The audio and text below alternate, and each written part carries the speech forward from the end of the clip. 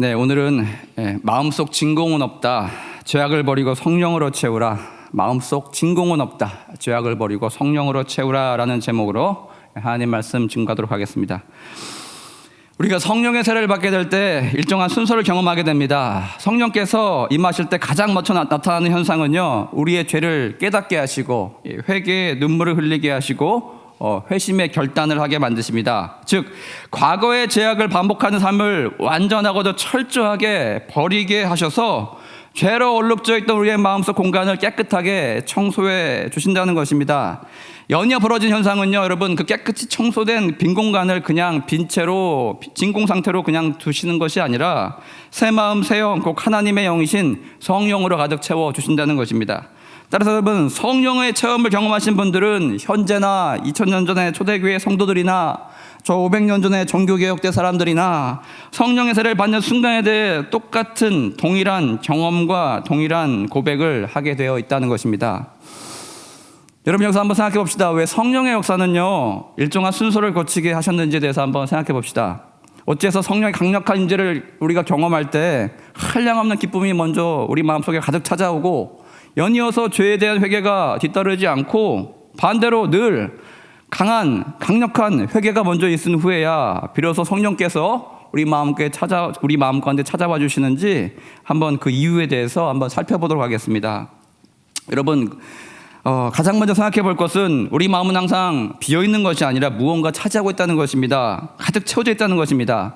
하나님의 빛이 임하기 전에는요, 영적인 나무 속에 살아가고 있기 때문에 우리의 마음은 무엇으로 가득 채워져 있겠습니까? 죄악으로 가득 차 있다는 것입니다. 이 죄 가운데는 아담이 선악과를 먹음으로써 발생한 원죄가 블러드라인을 따라서 우리의 혈통을 따라서 태어날 때부터 유전되어서 우리 안에 존재하게 됩니다. 여러분, 출생 이후로는 우리 스스로 마음의 욕심을 따라서 죄악의 길을 선택함으로써 스스로 짓는 죄, 자범죄가 가득 차 있다는 것입니다. 성령께서 오시기 전에는요, 예수 그리스도의 십자가를 만나기 전까지는 이렇듯 원죄와 자범죄와 같은 암흑과 오물이 우리 마음에 가득 차 있다는 것입니다. 이런 우리 마음에 성령께서 들어오시기 위해서는요, 빈 공간이 필요한데 그 공간을 마련하기 위해서는요, 죄악이 차지하고 있던 그 공간을 우리 안에서 깨끗이 비워내야 한다는 것입니다. 즉, 저와 여러분이 한 성이라 치면 악의 점령군을 온전히 다 쫓아내야, 물리쳐내야 하나님의 군대가 그 성을 온전히 차지할 수 있게 된다는 것입니다. 따라서 여러분, 성령 강림의 첫 번째 단계는 자신의 죄에 대한 인식이 그 시발점이 됩니다. 예수께서 우리 영혼 가운데 찾아오실 때 첫 번째로 우리가 경험하게 되는 감정은 죄에 대한 인식과 그에 대한 우리의 인정과 그 죄에 대한 슬픔과 그 죄에 대한 우리의 통곡입니다. 즉, 내 안에 마귀의 군대가 주둔하고 있었구나라는 그 사실을 여러분 깨닫게 되는 바로 그 순간이라 할 수 있겠습니다.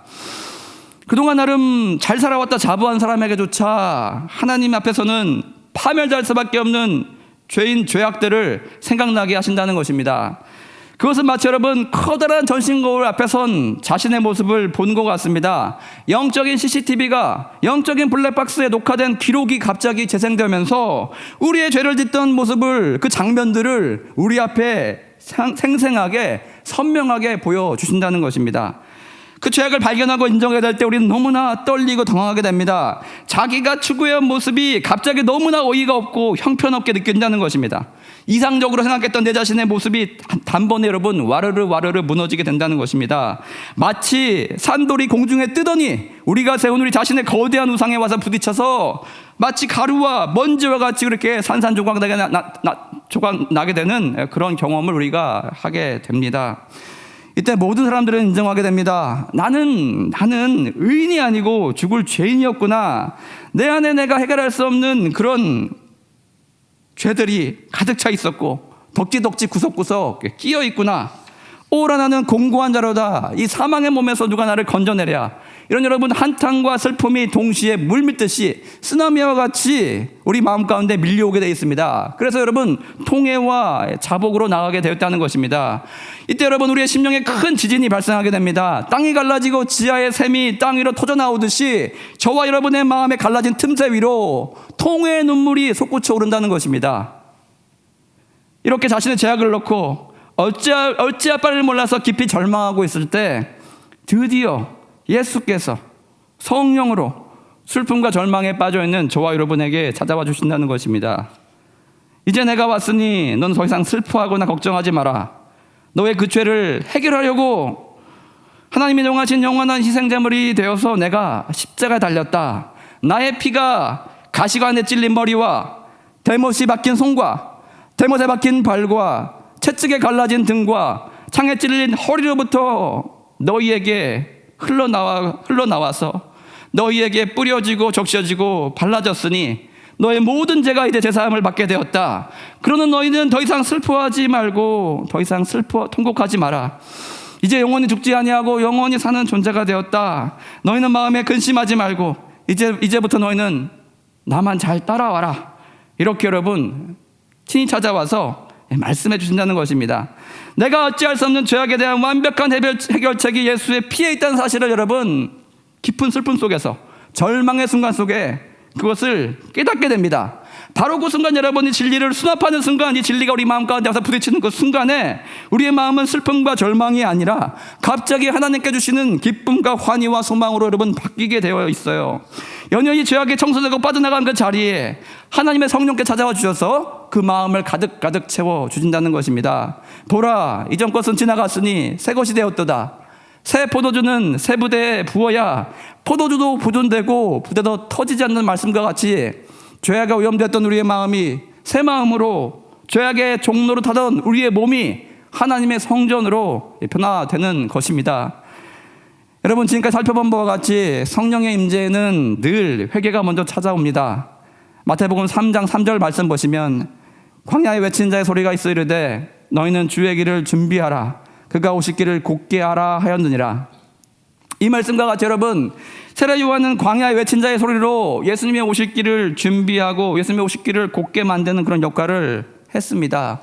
따라서 세례 요한 오늘 11절에 등장하는 말씀과 같이 자신의 세례를 이렇게 규정하고 있습니다. 그것을 예수님의 오실 길을 준비하는 회개 세례를 베풀었다라고 이렇게 얘기하고 있습니다.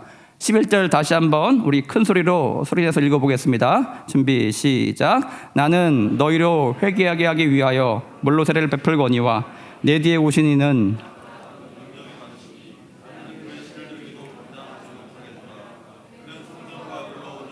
세례를 베푸실 것이요. 여러분, 어제나 오늘이나 내일이나 동일하신 우리 주님이 우리를 찾아오신 절차는 언제나 동일합니다. 즉 회개가 먼저 있은 후에야 비로소 성령의 불이 우리 가운데 찾아오게 됩니다. 오늘 한국교회 무게감이 왜 이리 예전만 못한 이유는 무엇이겠습니까? 저는 언제부터인가 성령의 세례를 구함에 있어서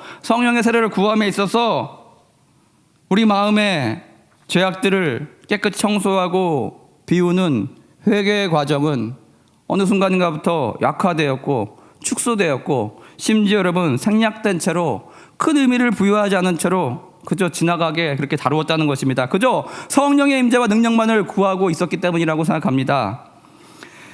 한국교회 1885년에 언더우 선교사가 이 땅 가운데 찾아온 이후로 하나님의 백성들이 우후죽순 생겨나기 시작합니다. 그 여러분, 성령의 강력한 임재를 통해서 머리로 한 하나님이 아니라 지식에 존재한 하나님이 아니라 정말 살아계신 하나님, 우리 마음속에 살아서 역사하시는 하나님을 경험하게 되는 그 순간은요, 18년이나 지난 1903년에 일어난 원산 대부흥이 바로 그 시발점이 되었습니다.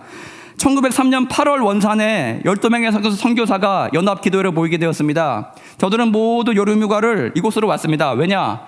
금빛 모래사장으로 유명한 원산의 바닷가가 있었기 때문입니다.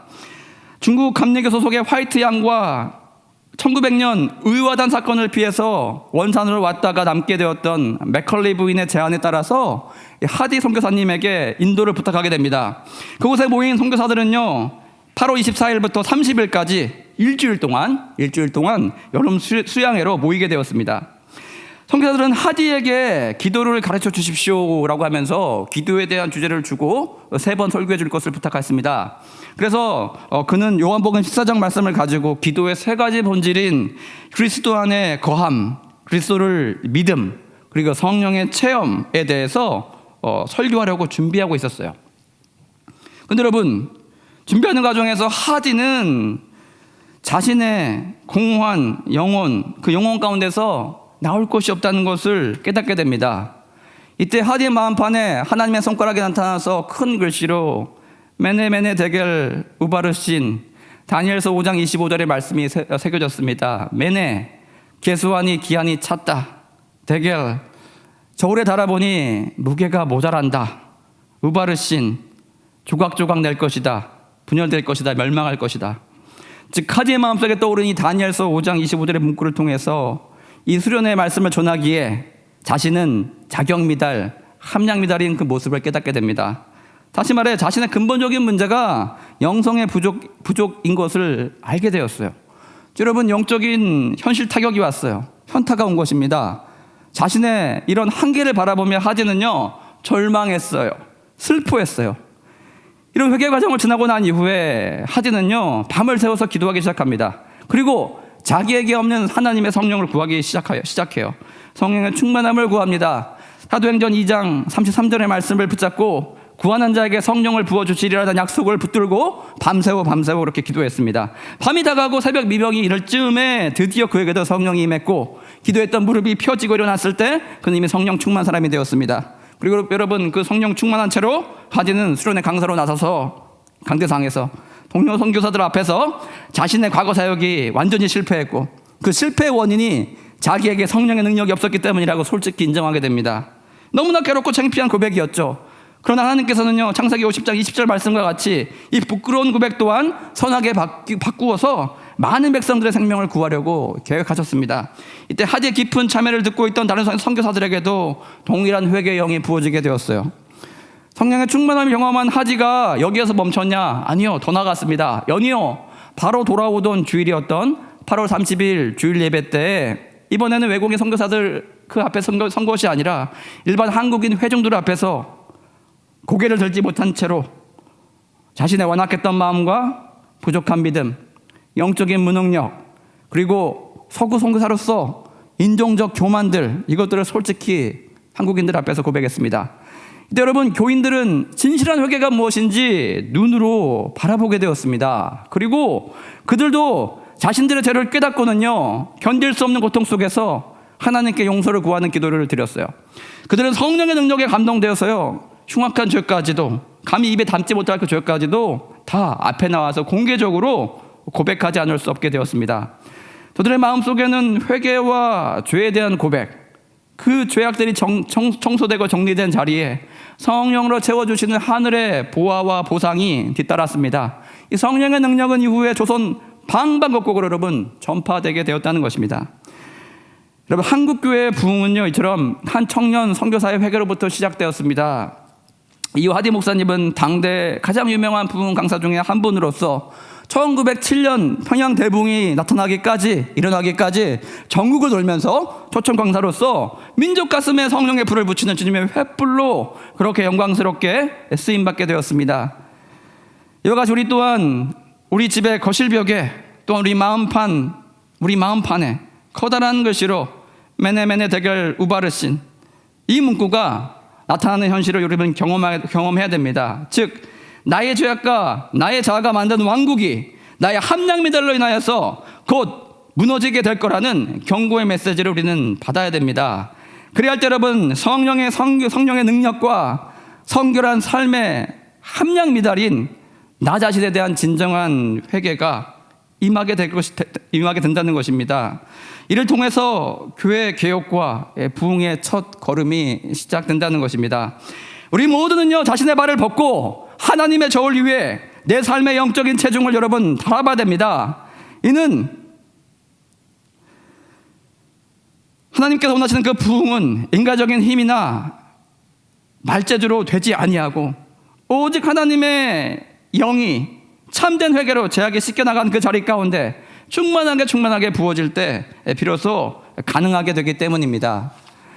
여러분, 부흥은 이렇듯 진리의 말씀 선포로부터 시작되는데요, 이 말씀이 선포되는 공간에는요, 말씀을 듣는 저와 여러분이 위치해 있습니다. 이것이 의미하는 바는 내가 차지하고 있는 공간, 즉 내 육체가 물리적으로 차지하고 있는 존재, 그 공간에 먼저 하나님의 말씀이 우리의 영혼을 찔러 쪼개며 휘감고 나간 역사가 있어야 되겠다는 것입니다. 연이어서 내 혼과 영을 찔러 쪼개나간 그 말씀이 우리 밖의 공간, 회상과 타인을 실질적으로 지배하는 역사가 일어나야 된다는 것입니다. 어떤 성도님이 상담 중에 이런 말씀을 하시는 것을 들어본 적이 있습니다. 목사님, 저는 제발 누구누구 집사님이, 누구누구 장로님이, 누구누구 권사님이 하나님 말씀대로 좀 살았으면 좋겠습니다. 그랬다면 지금보다 훨씬 더 영향력이 넘치는 삶을 살았을 텐데 참 안타깝습니다. 말씀과 삶이 일치되지 않는 경우를 제가 옆에서 많이 보다 보니까 그 선한 영향력이 반감되고 제한되는 것 같습니다. 참 안타까운 일입니다. 이렇게 말씀하시는 것을 전 들어본 적이 있습니다. 저도 알아요. 정황상 틀린 말이 아니었습니다. 하지만 저는 살짝 그분의 그 비판적인 시각을 틀어서 이렇게 말씀드렸습니다. 네, 그 말씀이 맞죠. 근데 말입니다. 그 말씀이 먼저 집사님과 저를 통과하면 좋겠습니다. 사실 위의 전제로부터, 즉 말씀대로 살지 못하는 한계를 논할 때 저와 집사님 또한 자유하지 못한 게 사실이지 않습니까? 이렇게 말씀드렸더니 그분의 화가 곧 누그러뜨려졌고 차분해지셨고 곧 아무 말도 없이 잠잠해지시는 것을 보게 되었습니다. 이와 같이 여러분, 하나님의 말씀은 양날이 선 검과 같다는 것입니다. 한 날로 내 자아를 먼저 치고 동시에 다른 날로 세상의 악을 쳐서 깨트려 무너뜨린다는 것입니다. 즉 부흥은 여러분요, 내면의 악과 동시에 외면의 악과 맞서 싸우는 바로 그런 싸움이라는 것입니다. 따라서 우리가 진정 바라는 부흥이 시작되려면 우리 안에 참된 회개가 먼저 찾아와야 됩니다. 진정한 회개가 동반되지 않는 여러분 이성적이고 관념적인 말씀의 선포와 그것에 대한 수용에는요, 성령의 강력한 힘이 드러나지 않는다는 것입니다. 이 세상을 향한 하나님의 말씀이 수많은 교회를 통하여서 지금 선포되고 있음에도 불구하고 강력한 성령의 임재가 나타나지 않는 그 이유는요, 바로 이곳에 있음을 여러분 기억하시길 바랍니다. 오늘의 말씀 정리하겠습니다. 성도 개개인과 교회의 거룩성은 첫째로 참으로 회개하고, 둘째로 죄사함을 받고, 셋째로 성령으로 거듭나며, 넷째로 새 마음에 따른 행함이 있어야 됩니다. 마지막으로 성령을 맺는 인격적인 변화가 반드시 수반되어야 한다는 것입니다. 이 모든 시발점은 지적인 설교를 통한 성경의 지식을 축적하는 것이 아니라 가슴을 뚫고 지나가는 하나님의 말씀으로 역사하는 진정한 심령의 회개로부터 시작됨을 여러분 기억하시길 바랍니다. 우리 초대교회 한국 선교사님들은 이런 교회를 자주 했습니다. 진정한 부흥을 원한다면 새로운 신자의 숫자를 늘리는데 초점을 맞출 것이 아니라 기존 믿는 자들의 깊이를 더하시기 바랍니다. 그 깊이가 충분히 깊어지면 넓이는 자연스럽게 따라오게 되어 있습니다. 전도의 의무는 교회 지도자들의 어깨 위에 부과된 것이 아니라 진실로 성령의 능력을 느끼는 모든 신자들의 몫입니다. 이와 같이 여러분, 한국교회의 진정한 부흥은요, 밖에 있는 것이 아니라 저와 여러분으로부터, 나로부터 시작됩니다. 저와 여러분의 영적 각성과 진정한 회개로부터 시작될 것입니다. 그래야 할 때 죄악이 찾아오겠다는 공간은요, 하나님이 거하시는 전으로 바뀌게 됩니다. 온전한 회개가 없는 우리의 마음은요, 남아있는 죄악과 성령이 뒤엉켜서 싸우는 전쟁터가 될 뿐입니다. 계속해서 혼란스럽고 반복적으로 진자운동하듯이 거대한 추가 왔다 갔다 하듯이 죄악과 하나님의 편을 그렇게 계속해서 오갈 뿐입니다. 그럴 때 성도와 교회는 앞으로 나아가지 못하고 제자리 걸음만 하다가 결국 뒤로 물러앉게 될 것입니다. 그러나 여러분, 반대로 참된 회개로 비워진 우리의 공간에 하나님의 영이 충만히 임하게 될 때 교회는 주의 영으로, 주의 순결한 영으로 다시 한번 후광하게 될 것입니다. 믿지 않는 자들은 하나님의 영광을 바라보면서 교회로, 진리의 빛으로 나오게 될 것입니다. 이렇게 여러분, 진정한 회개에 합당한 열매를 맺는 저와 여러분 되시길 바랍니다. 다 같이 낮엔 해처럼 밤엔 달처럼 찬양하시겠습니다.